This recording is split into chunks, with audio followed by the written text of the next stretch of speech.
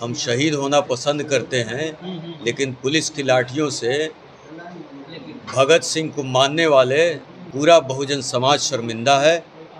और ऐसे किसी भी नायक को ये समझ लेना चाहिए कि अगर आप पुलिस की लाठियों से डर जाते हैं तो आपको मैदान में नहीं आना चाहिए। इस दिन उन्होंने मदद मांगी, मैं पहला व्यक्ति हूँगा जो मेरी तरफ से उनको मदद पहुँचेगा। इस दिन उन्होंने मदद मांगी, मैं पहला व्यक्ति हूँगा जो मेरी तरफ से उनको मदद पहुँचेगा। मैं दबिश मान सकता हूँ, मैं मान सकता हूँ कि पुलिस ने लाठियाँ बरसाई होंगी, मैं मान सकता हूँ कि लपड़ थप्पड़ मारा होगा, लेकिन अपने टांगों पे खड़ा व्यक्ति और मीडिया के सामने खड़ा व्यक्ति ये क्यों नहीं बता पाया कि पुलिस मुझे माफ़ी मंगवाने के लिए जोर दे रही है और मैं भगत सिंह को शहीद भगत सिंह को मानने वाला व्यक्ति हूँ। मैं कभी भी माफ़ी नहीं मांगूंगा और मैं अपने बयानों पर टिका रहूँगा। नीतीश कुमार और तेजस्वी यादव दोनों ऐसे सलाहकारों के बीच में फंस गए हैं कि उनकी ज़बान नहीं खुल पा रही है। या तो पुलिस पहले जल्दबाजी में थी और या अब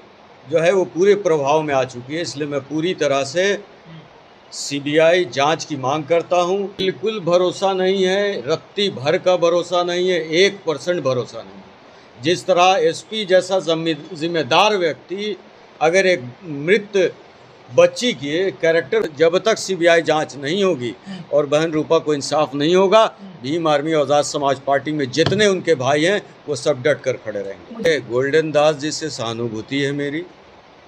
उन्होंने हमेशा पर्दे के पीछे कहा कि मैं भीम आर्मी का हूँ, और जब प्रशासन पहुँची तो उन्होंने ये कहा कि हम भीम आर्मी से नहीं, बहुजन आर्मी से। संगठन उनका कमज़ोर है। आप देखें कि वो जेल गए तो उनके लिए कोई धरना प्रदर्शन या कोई आवाज़ पूरे बिहार के किसी एक उनके गृह जिला से भी नहीं उठी। लेकिन फिर भी समाज, अगर उनका परिवार और वो स्वयं अगर मदद मांगते हैं और वो उस बात के लिए भी क्षमा मांगते हैं कि जिस तरह आईजी साहब को आपके माध्यम से बता दूं कि सबसे पहला बयान जितने अफवाह है वो पुलिस द्वारा फैलाई गई है। अगर कार्रवाई करनी हो तो पुलिस पे करें और आईजी साहब बताएं कि पुलिस का पहला बयान सत्य था या अब जो दे रही है वो सत्य है। खुद आईजी कहें कि सीबीआई जांच करके पुलिस को भी निष्पक्ष आज़ाद कराएं मुजफ्फरपुर में, वरना पुलिस पर भी क्वेश्चन मार्क सबसे बड़ा खड़ा है। बहन रूपा क्या उनकी बेटी नहीं है? क्या बिहार में की सभी बच्चियां उनके परिवार की बच्ची नहीं है? क्या 14 साल की अनुसूचित जाति की बेटी क्या उनके परिवार की बेटी नहीं है? दोनों नेता सबसे पहले अपने सलाहकार बदल लें और जनता से डायरेक्ट संपर्क में आए, तभी तेजस्वी यादव का भला हो सकता है। वरना लालू जी के नाम पर जितनी कमाई करनी थी वो कमाई ये तेजस्वी यादव ने कर ली। अब एक सिक्का भी बिहार से वोट के नाम पे उनके झोली में नहीं गिरेगा। सर, रूपा हत्याकांड में लगातार पुलिस केस में लिपापोती कर रही है, इस चीज़ को लेकर के भीम आर्मी और आज़ाद समाज पार्टी का क्या स्टैंड है? देखिए, स्टैंड हमेशा आज़ाद समाज पार्टी कांशीराम का हमेशा क्लियर रहता है। हर मजलूम के साथ जो भी बहुजन परिवार है, जो 85 परिवार है, जो अनुसूचित जाति, जनजाति, पिछड़ा, मुस्लिम, सिख, बौद्ध, उन सब के परिवार पे अत्याचार शोषण के खिलाफ आज़ाद समाज पार्टी खड़ी रहती है। पहले तो पुलिस ने जो बयान दिया वो सकारात्मक था और जो एफआईआर देखा तो लगा कि पुलिस और सरकार निष्पक्ष काम कर रही है। लेकिन कुछ दिनों के बाद लगातार एसपी के जब मैं बयान देख रहा था तो उसमें लगातार ये देखा गया कि प्रशासन दबाव में सरकार के आकर और विपक्ष के दबाव में आकर वो कातिलों को, हत्यारों को बचाना चाहती है। जब पुलिस खुद ही अपने बयान में ये कहती है कि डॉग स्क्वाड उसके घर तक खुद ही पहुंचा, उस हथियार उसके घर से बरामद हुए, जिस्म पे 50 निशान थे खुरपी से वार के। उसके बाद पुलिस कहती है कि ये प्रेम प्रसंग का मामला है, कैरेक्टर असैसिनेशन भी कर रही है। एक 14 साल की बच्ची की हत्या हुई है और एक एसपी जैसा जिम्मेदार व्यक्ति ये कहता है कि फ़ोन पे दोनों की बातें होती रही हैं। तो जिस तरह से बच्ची को बदनाम भी किया जा रहा है, सरकार मुझे नहीं लगता है कि दोषियों को फांसी पे चढ़ाने के मूड में है। मैं किसी जाति विशेष के खिलाफ में नहीं हूँ। हत्यारा हत्यारा होता है और हत्यारों को सरकार बचाना चाहती है, इसलिए मैं लगातार अपील कर रहा हूँ कि बहन रूपा को बिहार सरकार के द्वारा इंसाफ नहीं मिल सकता।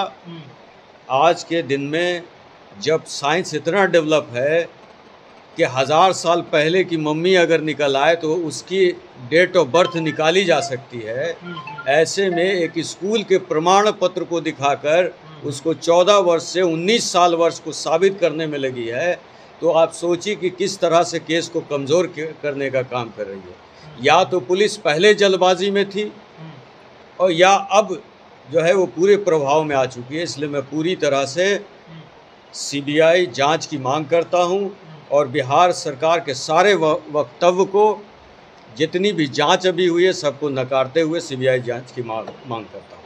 तो क्या लगता है आपको पुलिस प्रशासन में भरोसा नहीं है, निष्पक्ष काम नहीं कर रही है? बिल्कुल भरोसा नहीं है, रत्ती भर का भरोसा नहीं है, 1% भरोसा नहीं है। जिस तरह एसपी जैसा जिम्मेदार व्यक्ति अगर एक मृत बच्ची के कैरेक्टर को असैसिनेट कर रहा है, वो कह रहा है कि प्रेम प्रसंग का मामला था, वर्षों से बात हो रही थी, ये हत्या के बाद रखने का एक जिम्मेदार व्यक्ति का क्या मतलब था?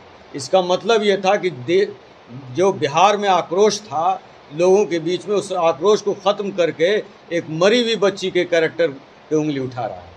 तो मतलब उसकी उम्र का उसके माता पिता कह रहे थे कि 14 साल है, अब ये बता रहे 19 साल है। 14 साल उसकी माता पिता से। देखिए, पॉक्सो हटाना चाहते हैं ताकि अपराधी का बेल आसानी से हो जाए। ये जो पढ़े लिखे शिक्षित समाज है वो पूरी तरह समझ रही है। इसीलिए मैं कह रहा हूँ कि मुजफ्फरपुर प्रशासन सरकार के और विपक्ष के दोनों के दबाव में है। ये दोनों अंदर से मिलकर अपराधी को बचाना चाहते हैं। क्या करेंगे फिर इसके लिए? न्याय मिलेगा रूपा को? सीबीआई जांच के लिए निरंतर हम लोग आवाज़ उठाते रहेंगे और जब तक सीबीआई जांच बिहार सरकार रिकमेंड नहीं करती है, हम आंदोलित रहेंगे। आपने देखा होगा कि ट्विटर ट्रेंड भी चला था।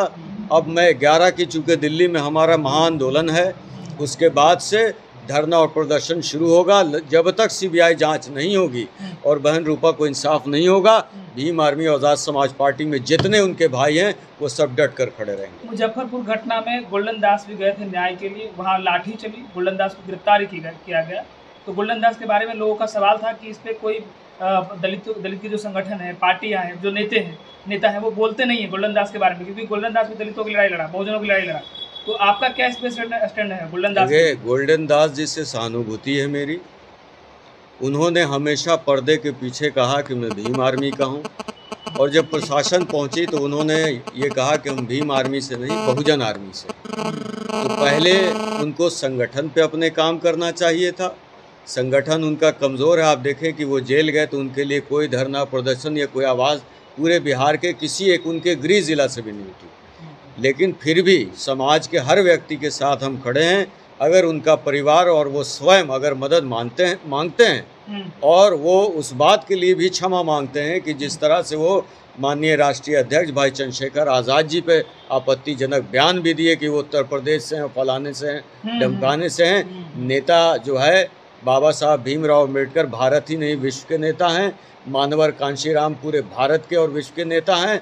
उसी तरह बढ़ रहे नेता हमारे चंद्रशेखर आज़ाद जी पूरे भारत के गांव-गांव के बहुजनों के नेता हैं। तो क्या गोल्डन दास के लिए आप लोग जिस दिन उन्होंने मदद मांगी, मैं पहला व्यक्ति हूँगा जो मेरी तरफ से उनको मदद पहुँचेगा। देखिए, इस पर ये जो है पूरे बहुजन समाज के लिए शर्मनाक है। शहीद भगत सिंह जी को और अशफाकुल्ला खान को मानने वाले लोग पुलिस के चंद लाठियों से हाथ नहीं जोड़ते। हम शहीद होना पसंद करते हैं, लेकिन पुलिस की लाठियों से भगत सिंह को मानने वाले सावरकर के अनुयायी नहीं हो सकते। इस बात पर पूरा बहुजन समाज शर्मिंदा है और ऐसे किसी भी नायक को ये समझ लेना चाहिए कि अगर आप पुलिस की लाठियों से डर जाते हैं तो आपको मैदान में नहीं आना चाहिए। लोगों का कहना है कि पुलिस के दबिश में गोल्डन दास ने इस तरह का बयान दिया। मैं दबिश मान सकता हूँ। मैं मान सकता हूँ कि पुलिस ने लाठियाँ बरसाई होंगी। मैं मान सकता हूँ कि लपड़ थप्पड़ मारा होगा, लेकिन अपने टांगों पे खड़ा व्यक्ति और मीडिया के सामने खड़ा व्यक्ति ये क्यों नहीं बता पाया कि पुलिस मुझे माफ़ी मंगवाने के लिए जोर दे रही है और मैं भगत सिंह को शहीद भगत सिंह को मानने वाला व्यक्ति हूँ, मैं कभी भी माफ़ी नहीं मांगूंगा और मैं अपने बयानों पर टिका रहूँगा। इससे पूरा बहुजन समाज आज शर्मिंदा है और मैं फिर ये कह रहा हूँ कि शहीद भगत सिंह और अशफाक उल्लाह खान को मानने वाला व्यक्ति कभी भी पुलिस की लाठियों से नहीं बन सकता। आपकी पार्टी संगठन दोनों पूरी तरह से। एक सवाल ये है कि मुजफ्फरपुर आईजी जो है वो पत्रकारों पर जो है वो धमकी दे रहे हैं कि अगर आप लोग अफवाह फैलाएंगे, रेप के मामले में बताएंगे तो आप लोगों पर कार्रवाई की जाएगी, आपके चैनल को डिलीट करवाया जाएगा। आईजी साहब को आपके माध्यम से बता दूं कि सबसे पहला बयान जितने अफवाह है वो पुलिस द्वारा फैलाई गई है। अगर कार्रवाई करनी हो तो पुलिस पे करें और आईजी साहब बताएं कि पुलिस का पहला बयान सत्य था या अब जो दे रही है वो सत्य है। और ये सत्यता की जांच खुद आईजी कहें कि सीबीआई जांच करके पुलिस को भी निष्पक्ष आज़ाद कराएं मुजफ्फरपुर में, वरना पुलिस पर भी क्वेश्चन मार्क सबसे बड़ा खड़ा है। क्या आईजी के पास ये अथॉरिटी है कि किसी के जो पत्रकार है उसका चैनल डिलीट करवा दे, उस पर कार्रवाई करने का अधिकार? भाई आईजी साहब और पुलिस महकमा नीतीश कुमार जी का बॉलीवुड एक्टर बन रहा है, सबको कैमरा में इसके सामने आने का शौक चढ़ा है। भाई ये काम मुख्यमंत्री पे छोड़ दीजिए। मुख्यमंत्री ने आज तक ज़ुबान नहीं खोला। बहन रूपा क्या उनकी बेटी नहीं है? क्या बिहार में की सभी बच्चियां उनके परिवार की बच्ची नहीं है?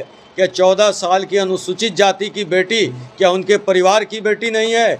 आज तक नीतीश कुमार खामोश हैं और वर्दी में बैठे पुलिस के ज़रिए से भ्रम फैला रहे हैं। नीतीश कुमार जी को भी अपने ऑफिसर्स पे भ्रम फैलाने के लिए कार्रवाई करनी चाहिए। बिहार में विपक्ष के नेता तेजस्वी यादव अगर दलितों की आवाज़ है, दलितों को उन्होंने आवाज़ दिया, लालू प्रसाद यादव दलितों को आवाज़ दिया, फिर दलितों की इस तरह की घटनाएं हो रही है, इसमें तेजस्वी यादव का क्या है?